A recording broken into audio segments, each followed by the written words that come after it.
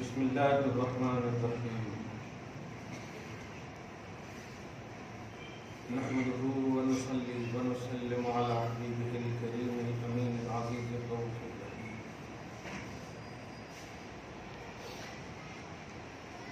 وعلى آلہ واصحابہ الافضلین الاکرمین اجمعین اما بعد فاعوذ باللہ من الشیطان الرجیم بسم اللہ الرحمن الرحیم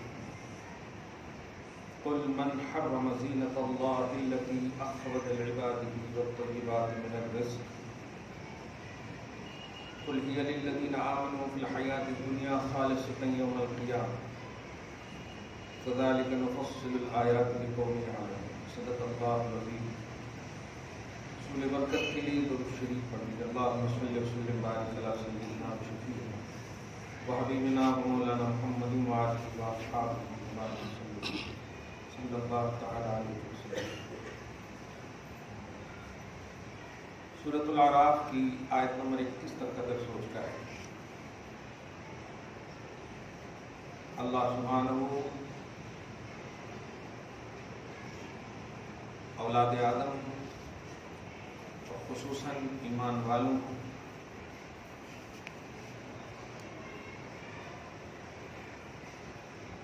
جسمانی اور روحانی توانائی اور تقویت کے لیے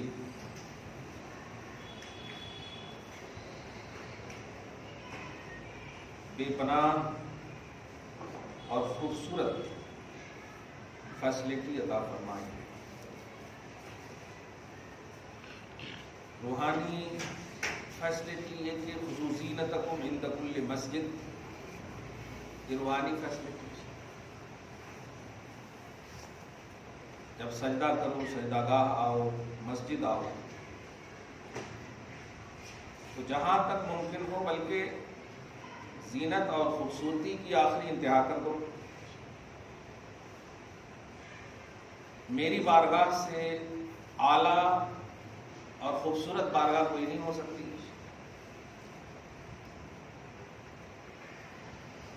اور جب یہ روحانی فائدہ حاصل کر لو اور جسمانی فائدہ کے لیے کلو وشربو فرمایا، جاؤ کھاؤ پیو۔ ایک مسئلہ اس میں ایک لطیف مسئلہ ہے، جلدی سے بتانا ہوں۔ نبی علیہ الصلوۃ والسلام کی حدیث پاک کی روشنی میں اگر خوب بھوک لگی ہو اور نماز کا وقت ہو، کیا کرنا چاہیے؟ ہاں، کھا لینا چاہیے، ورنہ پھر آیت الکرسی پڑھنے کے بجائے قل اللہ پڑھ لیں گے۔ ہاں، نبی کا اسی طرح استنجا کا مسئلہ ہے۔ ہاں، اگر آپ کو اتنا اپنے اوپر کمانڈ ہے کہ ہمارا ذہن منتشر نہیں ہوگا حضور قلبی میں، اللہ کی بارگاہ میں دل ہمارا جب حاضر ہوتا ہے کہ ادھر ادھر منتشر نہیں ہوگا، تب پھر آپ نماز کو مکمل کریں گے۔ سولوشن بڑا خوبصورت پیش کیا ہے اسلام نے۔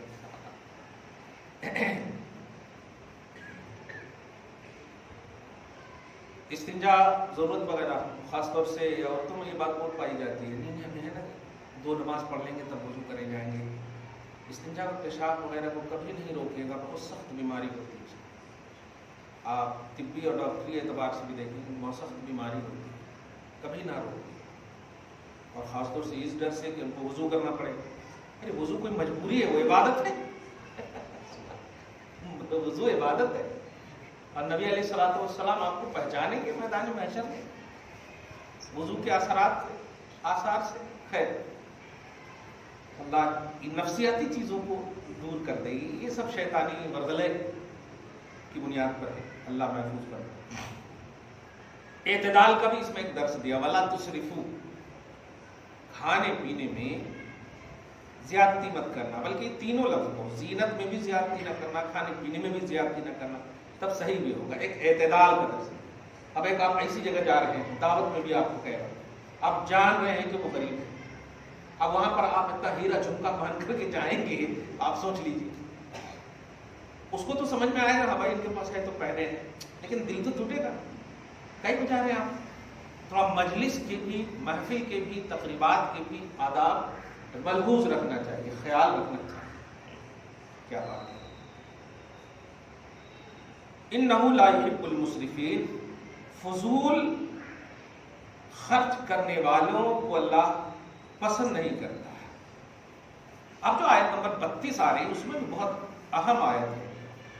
कुल मन हर्रम ज़ीनतल्लाहि लती अखरज लिइबादिही वत्तय्यिबाति मिनर रिज़्क़। मुझे इस पर थोड़ी सी और कुंडा वगैरह का भी थोड़ा सी लाना है। ए हबीब मुकर्रम, आप इरशाद फरमाइए, कौन है जिसने अल्लाह की जीनत को हराम किया? कौन है जिसने अल्लाह की जीनत को हराम किया? और कौन सी जीनत?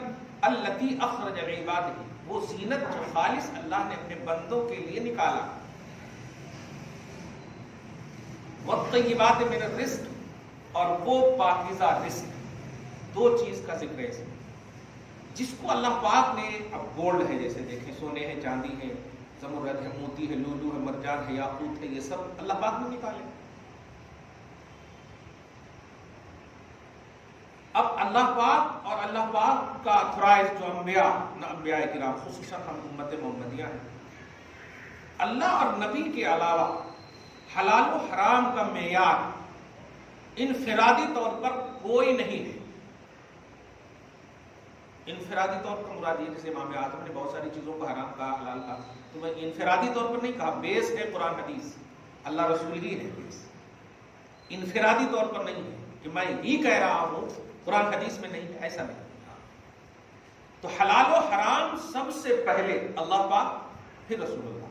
हर्रमल्लाहु व रसूल, अल्लाह उसके रसूल ने जिसको हराम कहा वो हराम है, जिसको हलाल कहा वो हलाल है। या फिर ये जो आइम्मा इकराम मुज्तहिदीन है, कुरान और हदीस को जुज़िया बनाते हुए, आईना रखते हुए जिसको कहेंगे मानते हैं। क्योंकि बहुत सारी चीज़ें ऐसी हैं जो अरब की सरजमीन पर निकाली गई, लेकिन इंडिया में वो चीज़ें नहीं निकली। और इंडिया में बहुत सारी चीज़ें हैं। और गुलाब का फूल देखिए ना, आप सऊदी अरब जाइए तो देखने को नहीं मिलता, कहीं देखने को नहीं मिलता। अगर मिलता तो पता नहीं, सबसे ज्यादा फूल तो वहीं दिखता हो। हाँ, नहीं मिलता। अब इसकी हुर्मत व हिल्लत का फतवा तो जाहिर है, अब कुरान हदीस के मेयार पर उतार कर लाना पड़ेगा कि ये हलाल में, ये हलाल है, सूंघे नहीं सूंघे वगैरह है। तो यहां पर असल में यहूदी कुछ चीजों जो अल्लाह पाक ने, जिन्हें आज भी कुछ ऐसा तबका है कि जो ज़कात के हवाले से जरा थी, बहुत इंपॉर्टेंट बात है, औरतें जो पहनी रहती है ना, तो एक तबका ऐसा है जो कहते हैं पहनी सो है ना, उस पर ज़कात नहीं है। ये और हद तो ये हो गई कि साल गुजरता नहीं पहनाते, और एक दिन अब गुजरने वाला है पूरा पहना देते। ऐसा मालूम हो रहा जैसे अल्लाह पाक ले रहा, अल्लाह पाक का फायदा है इसमें और इसका नुकसान है। ऐसे ये तो मतलब हो रहा ना, ज़कात खालिस अल्लाह पाक के लिए आप अदा करते हैं। अल्लाह पाक ने भी फरमाया, वो लोग जो खजाने जमा करते हैं, सोने चांदी जमा करते हैं और अल्लाह की राह में खर्च नहीं करते, वला युनफिकूनहा फी सबीलिल्लाह, अल्लाह की राह में खर्च नहीं करते। कौन सा अल्लाह की राह? फकीर अल्लाह की राह है। अल्लाह की राह से मुराद ये कि खर्च तो तुम कर रहे हो, लेकिन ये सोचो कि अल्लाह राजी होगा, अल्लाह खुश होगा। ये है अल्लाह की राह का मतलब। दे रहे हैं आप जुम्मन इमराती को, फकीर तो जुम्मन इमराती है ना। वला युनफिकूना फी सबीलिल्लाह फबश्शिरहुम बिअज़ाबिन अलीम, अल्लाह पाक फरमा रहा दर्दनाक बशारत दे दो। ऐसे चुलबुलिया ज़कात नहीं चाहिए अल्लाह पाक को, ऐसी नमाज नहीं चाहिए, ऐसे हज और ज़कात और रोजे नहीं चाहिए। इबादतों में सुरूर का उन्वान होना चाहिए, मजबूर का उन्वान नहीं होना चाहिए। मसरूर होकर के इबादत करो, मजबूर होकर के नहीं। क्योंकि मजबूरी किसको दिखा रहे हैं आप? जिस इबादत का ताल्लुक आप ही की तरफ लौट रहा है सवाब व अजाब के एतबार से, तो किसको दिखा रहे हैं आप? इबादत कर रहे हैं आप, तो लौटने वाला किसकी तरफ है? आप ही की तरफ। कबूल हुआ तो आपको फायदा, नहीं कबूल हुआ तो अजाब आपको, अल्लाह का क्या होगा? इसलिए आप खुश होकर के इबादत करें। मजबूरी का कॉन्सेप्ट इबादत में नहीं होना चाहिए। तो कुछ ऐसे यहूदी अहले किताब थे जो कहते थे ये जात जायज नहीं है, ये क्यों पहन लिए जी, یہ ناجائز ہے وہ حرام ہے، اس طرح سے کہتے ہیں تو اللہ پاک اپنے حبیب سے کہتا ہے اے حبیب ان لوگوں کے سامنے کہی کون ہے کہ اللہ نے زینت کی اجازت دی ہو اور تم اسے حرام کر سکتے ہو؟ نہیں، میں حرام کروں گا یا میرے مطلب حکم سے میرا حبیب کہے گا، بس اپنے من سے نہیں۔ یہ اس لیے کہا گیا حضور پاک صلی اللہ علیہ وسلم کیونکہ صلی اللہ علیہ وسلم کے زمانے میں پچھلی شریعت میں ان لوگوں کی سرکشی کی بنیاد پر، یہودیوں کی سرکشی کی بنیاد پر گوشت جو ہے بقر اور غنم کا، وہ من البقر والغنم حرمنا علیہم شحومہما،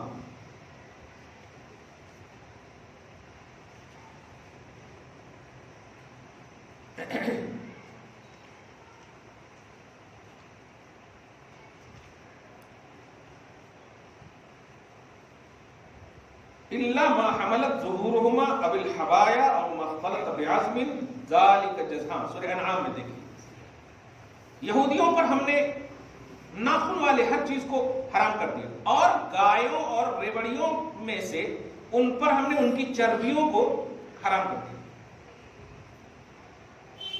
آگے بات ہے کہ کس وجہ سے حرام کیا؟ ببغیہم، ان کی سرکشی کی وجہ سے۔ اس کا مطلب یہ ہوا کہ وہ نیچرلی طور پر اللہ پاک نے اسے حرام نہیں، اب ظاہر ہے تو گائے حلال ہے، بکرے حلال ہیں، تو ان کے چربی کیسے ہے؟ چربی اسی جانور کا حرام ہے جب جانور حرام، لیکن سرکشی کی وجہ سے کیا کر دیا؟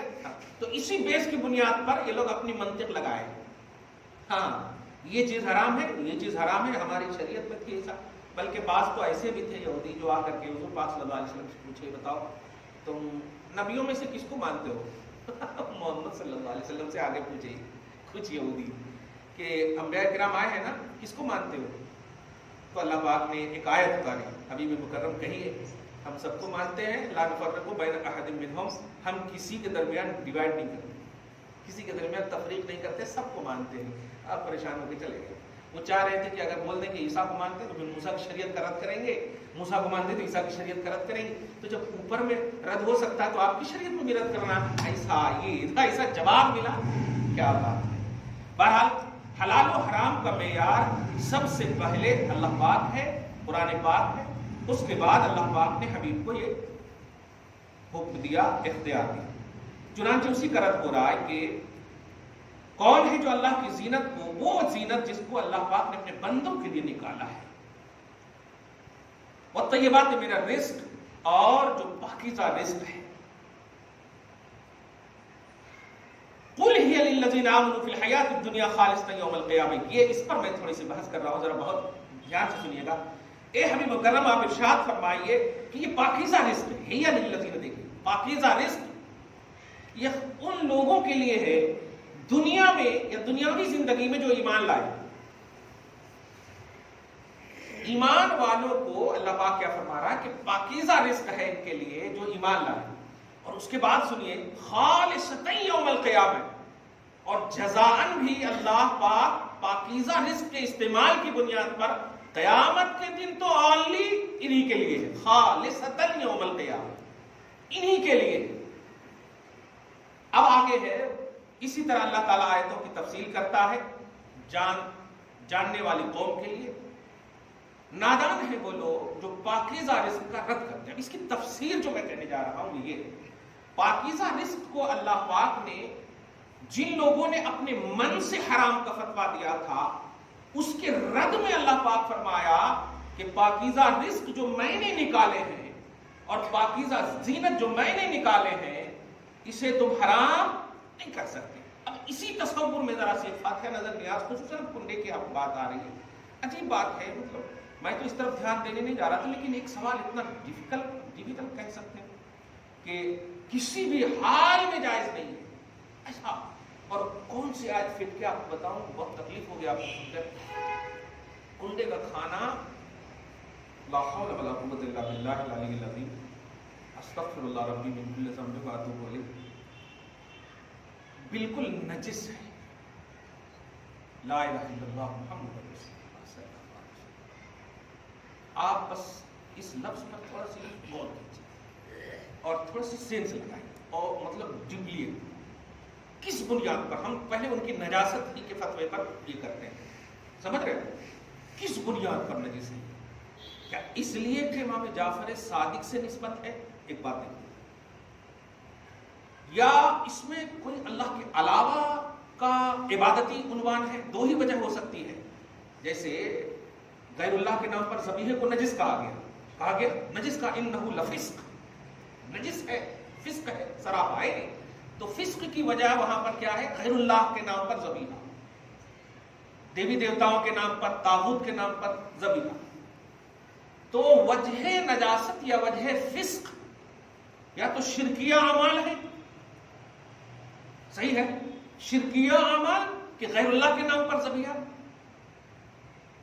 اب ایک بھی ایک دم کھیڑے گاؤں والے جو فاتحہ کر رہے ہیں کنڈے کو، کھیڑے گاؤں جو ایک دم نادان ہے کہیں، ان کے پاس بھی اگر آپ چلے جائیں پڑھے لکھے اور ان سے پوچھیں کہ جانور جو ذبح کیے ہو وہ کس کے نام پر ذبح کیے،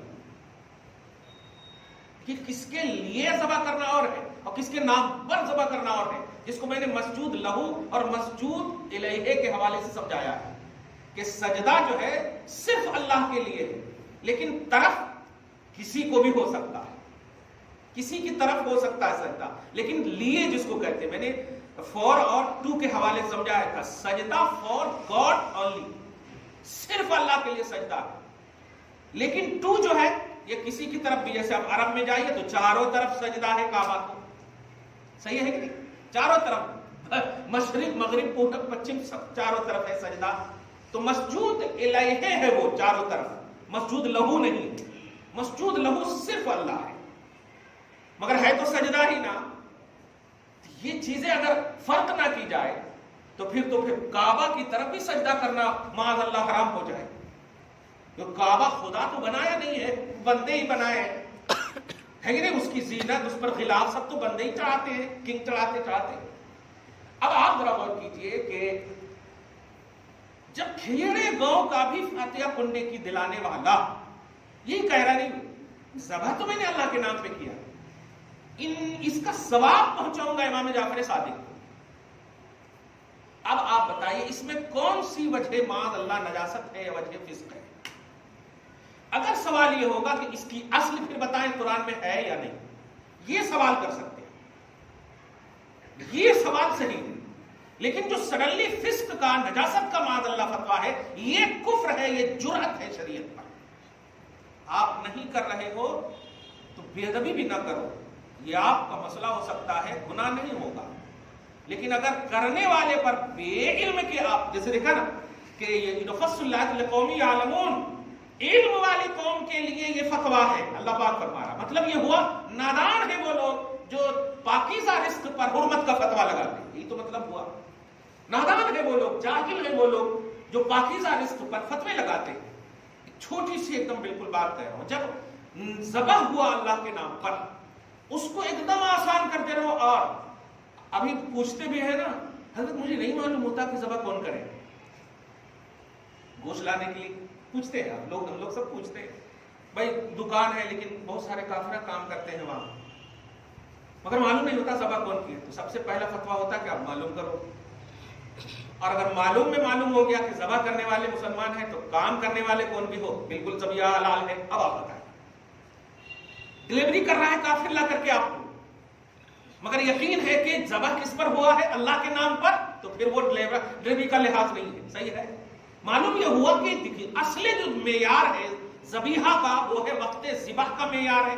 اگر وہ اللہ کے نام پر ہوا ہے تو استعمال کا ذریعہ جو بھی بن جائے اس کی علت پر کوئی افیکٹ نہیں پڑے گا، اس کے حلال ہونے پر کوئی اثر نہیں پڑے گا. اب یہیں پر بس ایک دم آ جائے کنڈے کی فاتحہ کے حوالے سے جتنی بھی چیزیں ہیں، یاد رکھیے گا اس میں ایکسٹرا چیزیں جو بھی کرتے ہیں، میں تو یہاں دیکھا ہوں وہ منا بھی کیا، یہ اگربتی یا وہ چاول اور کیا نام ہے گھی، یہ سب ہے نا، گھی وغیرہ جلاتے ہیں، یہ نہ کیجیے.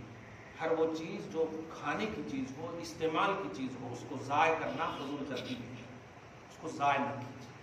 سمجھ رہے ہیں؟ گھی کھانے کی چیز ہے الحمدللہ، وہ جلانے کی چیز نہیں ہے. اور پاکیزہ چیز ہے، اس کو استعمال کرنے کا حکم ہے۔ اور سب سے بڑی چیز یہ جلا کے آپ کیا کریں، یہ بالکل کون سا سینس ہے آپ ہی بتا دیجیے، کون خوش ہوں گے، ایسا کیسے خوش ہوں گے وہ خوش کیا ہوں گے؟ قرآن پاک کی تلاوت کریں، درود پاک پڑھیں، یہ پورا پڑھ کر کے پھر جو محضر ہے الحمدللہ جو بھی ممکن ہے محضر ہے وہ کریں، اور پھر اللہ پاک کی بارگاہ میں اس طرح سے اگر لائق قبول ہے تو قبول فرما اور ان کی روح پاک کو پہنچا، ایسا جملہ بولے لائق قبول ہے تو قبول فرما، کیونکہ حلال و حرام یہاں پر بہت ضروری ہے، پاکیزہ رزق ضروری ہے۔ اگر آپ نے یہ سوچتے ہوئے کیا کہ یہ جو 1 لاکھ روپے ہے اس میں 10,000 روپے رشوت کے ملا دو نا، معاف کرا دیں گے جناب جعفر، معاف کیا الٹا عذاب ہوگا، الٹا عذاب، نیتوں کو اللہ پاک جانتا ہے کہ الٹا عذاب۔ تو ہم تو صاحب ڈکلیئر کر ہی رہے ہیں، لیکن جن لوگوں نے کہا کہ ایسا ہے کہ اللہ پاک نے مطلب غیر اللہ کے نام پر ذبیحہ، میں بتا رہا تھا کہ اس کی اصل کیا ہے، اس کا بیس کیا ہے۔ سب سے پہلے آپ کو بیس بتاؤ، سورہ انعام ہی میں پارہ نمبر 8 کے 2 پیج کی 1 آیت میں آپ دیکھیں گے کہ اللہ پاک فرماتا ہے جس پر میرا نام لیا گیا ہو اس کو کھاؤ، کلوا مما ذکر اسم اللہ علیہ ان کنتم بآیاتہ مؤمنین، کھاؤ اس کو جس پر میرا نام لیا گیا ہو، ان کنتم مومنین، اگر تم میری آیتوں پر ایمان رکھتے ہو۔ اس کا صاف مطلب یہ ہوا کہ اپنے سینس اور اپنے تھنکنگ کو نہ لگاؤ، اب میرا نام لیا گیا ہے نا کھا لو۔ ہم لوگ بھی یہی بولتے ہیں نا، کبھی فاتح وغیرہ کی چیز میں اور یہ بولتے ہیں نہیں مجھے شوگر ہے، فاتحہ کی چیزیں ذرا سے کھا لو، بولتے ہیں زبردستی بھی بولتے ہیں کبھی کبھی، اس لیے نہیں بولتے ہیں کہ وہ کھانا بلکہ برکت کی چیز ہے، اچھی چیز ہے، کھا لیجیے، اس کی وجہ سے ہو سکتا ہو جائے۔ ارے مٹی جب شفا بن سکتی ہے نسبت سے تو کیا بات ہے۔ تو ایک تو اصل یہ ہے قرآن پاک میں کہ جس پر اللہ کا نام لیا گیا ہو، ایک بیس یہ ہے، اے ایمان والو میری آیتوں پر ایمان رکھتے ہو تو جس پر میرا نام لیا گیا ہو اس کو کھاؤ، یہ ایک بیس ہے۔ اور حدیث میں اس کا کیا بیس ہے، وہ سب سے بڑی حدیث پاک جو حضرت سعد کے حوالے سے آپ صحیح ابو داؤد میں دیکھیں گے، حضرت سعد رضی اللہ تعالیٰ عنہ بارگاہ رسالت میں حاضر تھے، عرض کرتے یا رسول اللہ میری والدہ اچانک انتقال کر گئی، مجھے موقع نہیں ملا کہ میں ان کی طرف سے کچھ کر سکوں، آپ بتائیں آقا ان کے ایصال ثواب کے لیے کہ ان کو ثواب پہنچے، میں کچھ فائدہ ان کو دے سکوں، کیا ہے؟ تو آپ نے فرمایا کنواں کھود دو۔ بیر کا لفظ ہے، کیا کہا؟ کنواں کھود دو، بے چوچرا آپ نے کنواں کھودا۔ اب آپ بتائیے ایک لفظ میں کتنا مطلب یہ کہ کتنی ہماگیریت ہے اس کے اندر کہ آپ سوچئے، کنواں تم کھودو گے ہاں، پانی تم بھی پیو گے ہاں، جتنے لوگ پیئیں گے ہاں، تو سیراب یہ لوگ ہوں گے، ثواب تیری ماں کو پہنچے گا۔ واہ واہ، دیکھیے اب ثواب تیری۔ اچھا یہاں پر ایک اور بڑی اہم بات جو سامنے رکھ کر کے جو فاتحہ کرتے ہیں اس میں ایک دلیل اس حدیث پاک میں ہے کہ حضرت سعد کو نبی نے صرف کہا تھا کنواں کھودو، اتنا سے کہا تھا، لیکن حضرت سعد نے کنواں کھودنے کے بعد ایک تختی بنوائی تھی، ایک کتبہ بنوایا، اس کتبے میں لکھا تھا حاضی لأم سعد۔ پہلے اس کے ترجمہ کرنے سے پہلے آپ ذرا سنیے، یا اللہ یہ جو حاضر ہے اس کا ثواب ان کی روح کو پہنچاؤ، یہی تو کرتے ہیں نا ہم لوگ، یہ جو حاضر ہے جس کی عربی بنتی ہے حاضری، حضرت ام سعد کہتے ہیں حاضری لأم سعد، یہ سعد کی ماں کا کنواں ہے۔ اب لفظ ایک دم بات آ رہا ہے سعد کی ماں کا کنواں ہے، جس سے عام ذہن یہ سمجھے گا ہاں ملکیت میں، نہیں، یعنی پیئیں گے سب لیکن پہنچے گا ثواب سعد کی ماں کو۔ کنواں تو بالکل سب کے لیے عام ہے، پینا سب کے لیے عام ہے، لیکن ثواب پہنچے گا، اور یہی مطلب ہے محضر کا۔ یہ جتنے بھی کنڈی کی چیزیں حاضر ہیں، پاکیزہ طیب رزق جتنے بھی ہیں، یہ کھائیں گے پیئیں گے تو ہم استعمال کریں گے ہم، لیکن ثواب پہنچے گا ان کی روح کو۔ یہ ہے، دیکھا آپ نے، تو دو بیس یہاں پر اس حدیث پاک سے بھی، تو یہ ہے اصل۔ اس انداز سے اگر پوچھیں بڑا افسوس ہوا، بڑے بڑے لوگ دھڑلے انداز میں یوٹیوب پر دیکھا میں نے، بالکل حرام ہے، اس کی کوئی اصل نہیں ہے قرآن میں حدیث میں، اور پاکستان پر بس کیا کریں کہ رحم ہی کرے اللہ تعالیٰ، ایسے کیڑے مکوڑے کی طرح ایک دم لوگ آ رہے ہیں۔ پھر انڈیا پر تو رحم ہے ہی، اللہ کا احسان ہے، لیکن پتہ نہیں سڈنلی انداز میں اس طرح کی حرکت کر دیتے ہیں کہ یہ حرام ہے، یہ شرک ہے، بدعت ہے۔ قرآن پاک کہتا ہے حرمت علیکم المیتۃ والدم ولحم الخنزیر وما اہل لغیر اللہ بہ، جو غیر اللہ کے نام پر ذبح، یہیں پر اس کو پھنس جانا چاہیے کہ غیر اللہ کے نام پر، جو غیر اللہ کے نام پر، ارے آپ بتاؤ ذرا ایک جملہ آپ ذرا، ہلدی رام کی چیز کھاتے کہ نہیں آپ؟ کس کا نام ہے اس کے اوپر؟ اب اس سے بڑی بات کیا ہوگی؟ صرف خالی نام آ جائے تو حرام کیسے ہوتا ہے یار؟ دیکھیے نام آ جائے یہ تو خیر اللہ ہی نہیں، بہت بڑا دشمن اللہ ہے اگر غور کریں تو ہلدی رام کا لفظ آ رہا نہیں، پھر بھی آپ کھا رہے، بچے کو بھی لا کے دے رہے ہیں کرکرے کے آگے کی وہ۔ اب آپ بتائیے، کہنا یہ ہے کہ جس چیز کو اللہ پاک نے پاکیزگی کے ساتھ زمین سے نکالا ہے اس پر نام کسی کا بھی ہو جائے، اس کی حلت و حرمت کا فتویٰ آپ نہیں لگا سکتے۔ مزید پاکیزہ چیز پر اگر اللہ کے محبوب بندوں کی نسبت ہو جائے تو اس کی پاکیزگی میں دوبالا۔ اسی لیے اللہ پاک نے کہا دنیا میں تو یہ پاکیزہ ہے ہی، خالصۃ یوم القیامہ، اس کا اثر قیامت تک ہوگا۔ دیکھیے اس کا اثر قیامت تک ہوگا۔ میٹھے تو ہم عام دنوں میں بھی کھاتے، حلوے تو عام دنوں میں بھی کھاتے، لیکن خاص کنڈے کے دن جو آپ کھائیں گے نا، اس کی پاکیزگی کا معاملہ یہ ہے کہ یہاں تو اس کا ثواب فائدہ ملے گا ہی، لیکن صبح قیامت تک یہ خالصۃ یوم القیامہ، قیامت تک اس کو آپ کے لیے ثواب کا ذریعہ بنا دیں۔ وہ محتاج نہیں ہے کہ آپ ان کے لیے کریں، فائدہ ہمارا ہے، فائدہ ہمارا ہے۔ حضور پاک صلی اللہ علیہ وسلم کے سامنے بہت ساری میتیں ہوئی کہ نہیں، نفس صحابیت ہی بخشش کے لیے کافی، کلیئر ہے کہ نہیں؟ رضی اللہ عنہم ورضوا عنہ لہم مغفرۃ واجر عظیم۔ پھر بھی حضور پاک صلی اللہ علیہ وسلم جاتے ہیں اور کہتے ہیں اللہ بقیہ غرقت میں جتنی بھی ہے سب کو بخش دے؟ نہیں، وہ مخاطب ہے، نیت میں آپ ہے، وہ مخاطب ہے، نیت میں آپ ہے۔ کیا ضرورت ہے، وہ تو بخشے بخشائے ہیں، یہ جملہ بھی بولتے ہیں۔ ولیوں کو کیا ضرورت ہے فاتحہ کی، اس کی ہر چیز ضرورت کے تحت نہیں ہوتی، کبھی مخاطب کوئی اور ہوتا ہے، نیت میں کوئی اور ہوتا ہے، سمجھ رہے نا؟ جیسے کہ اے ایمان والو نماز، تو اے ایمان والے سے مراد صحابہ ہے، تم نماز قائم کرو، تم یہ کرو، تم یہ کرو، ہم کیوں پڑھ رہے ہیں؟ پھر ہم تو مخاطب ہے ہی نہیں۔ تو نگاہ میں ہے، اللہ کی بھی نگاہ میں، رسول کی بھی نگاہ میں، ان چیزوں کو ہم کو آپ کو سمجھنا ہوگا، ہر چیز ضرورت کا تحت نہیں ہوتی ہے۔ اسی لیے یہاں پر ایک اور اہم بات کہتے ہیں کہ بڑا اگر چھوٹے کی بارگاہ میں، وہ چھوٹا جو اس کے بعد بھی چھوٹے موجود ہیں، اگر چھوٹے کی بارگاہ میں کوئی اس طرح کی بات کرے جیسے کہ یہ لگے کہ نہیں کرنا چاہیے، انہوں بڑے ہیں کیوں کرے، ایسا ہوتا ہے نا، جیسے اب باپ جو ہے بیٹے کا پاؤں چومنے لگے، اب ذرا سوچنے والی بات ہے، سمجھ رہے نا، سوچنے والی بات ہے۔ باپ جو ہے بیٹے کا کلمہ پڑھنے لگے تو سوچنے والی بات ہے۔ عبداللہ نے پڑھا نا محمد کا کلمہ، سمجھ رہے آپ؟ آمنہ نے پڑھا نا محمد کا کلمہ، ابو بکر سسر ہو کر پڑھا نا محمد کا کلمہ، داماد کا کلمہ، جملے پہ غور کریں آپ۔ تو بڑی وجہ ہے، اس کی کچھ وجہ ہوگی۔ ایک تو وجہ یہ ہے کہ فضیلت جو ملتی ہے اس میں ہماری تھنکنگ اور ہمارا سینس نہیں لگتا، فضیلت اللہ پاک دیتا ہے۔ اور دوسری سب سے بڑی وجہ یہ ہے کہ وہ بڑا چھوٹے کو حق بتانا مقصود ہے۔ غوث اعظم نے امام احمد ابن حنبل کی تقلید کر کے، لوگوں نے پوچھا، بہت کم لوگ ان کے ماننے والے، آپ ان کی تقلید، یہی تو وجہ ہے کہ میں ان کی تقلید کروں تاکہ ان کو حق مانا جائے۔ کیا بات ہے، دیکھا؟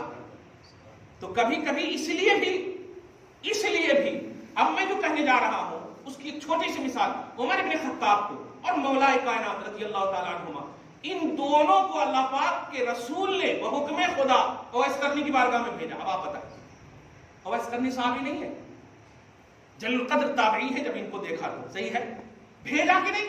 اب آپ بتائیے، جو لوگ یہ کہتے ہیں کیوں جاتے جی، وہ تو اللہ والے ہیں، ان تو بخشے بخشا ہے، ان کو تمہاری ضرورت نہیں ہے، تو ان کو یہی جواب دے دیجیے گا، اویس کرنی کو ضرورت تھی عمر بن خطاب کی، نبی نے بھیجا۔ اچھا ایک اور بات اس میں سب سے اہم بات جو یہ ہے کہ عمر جانا، دعا کروانا، چھوٹے ہیں اور کہہ رہے دعا کروانا، اور کس کی دعا؟ بخشش کی دعا۔ باپ رے باپ، اس سے یہ بھی معلوم ہوا اللہ کے ہر ریسپیکٹڈ بندے، ہر محبوب بندے کو آپ کو احترام کرنا ہوگا، آپ کو تعظیم کرنی ہوگی، اس لیے نہیں کہ وہ چھوٹے ہیں ان سے یا بڑے ہیں ان سے، نہیں، اس لیے کہ وہ اللہ کے محبوب بندے ہیں۔ سیدنا امام جعفر صادق کی ایک عظمت کو سن لیں، آج جو آپ یہاں پر بیٹھے ہیں نا، جن کے مشن پر آپ نے نماز پڑھی نا، ناف کے نیچے ہاتھ رکھ کر کے حنفی مذہب کے مطابق، امام اعظم رضی اللہ تعالی عنہ امام جعفر صادق کے شاگرد ہیں۔ بس اس سے بڑی عظمت کیا ہوگی؟ اب آپ بتائیے۔ امام اعظم کی عمر بہت ہے، 70 سال، کم و بیش اب جو بھی ہو بہت ہے، لیکن ان سے لوگوں نے پوچھا آپ کی عمر کتنی ہے؟ فرمایا 2 سال۔ 2 سال عمر ہے، کہا یہ کیا بات ہے؟ فرمایا ہاں، میں نے جو بھی حاصل کیا وہ کچھ نہیں ہے، میں نے 2 سال میں جو امام جعفر صادق سے حاصل کیا وہ سب کچھ ہے۔ لولا السنتان لہلک النعمان، اگر 2 سال نہ ہوتا میری زندگی میں تو ہم ہلاک ہو جاتے۔ اب آپ بتائیے، امام جعفر صادق استاد ہیں امام اعظم کے، اب بتائیے اتنے ریسپیکٹڈ بندے جن کے شاگرد کو 80% لوگ ورلڈ میں مان رہے ہیں، ان کے مشن کو، ان کے مسلک کو 80% لوگ حنفی ہیں آج پوری دنیا میں، سمجھ رہے ہیں آپ؟ ان کے امام ہیں، ان کے استاد ہیں حضرت امام جعفر صادق، ان کی بارگاہ میں اگر ہم پاکیزہ طیب رزق کا عنوان لے کر حاضر ہوں اور یہ افسوس ہو رہا ہے، کہا جا رہا ہے کہ فسق ہے، میں یہی کہوں گا کہ یہ تمہاری قسمت ہے اور یہ ہماری قسمت ہے۔ الحمدللہ دعا ہے اللہ تعالیٰ آپ کو شاد رکھے، آباد رکھے، تمام محبوبوں کے سب کو طفیل میں ہم سب کو معاف فرمائے، ہم سب کو نیک بنائے، ہم سب کے گھر بار مال اولاد میں برکتیں عطا فرمائے، فصلوں کی بخشش فرمائے، نسلوں کی حفاظت فرمائے۔ وصلی اللہ تعالی علی خیر خلق محمد وآلہ وصحبہ اجمعین برحمتک یا ارحم الراحمین۔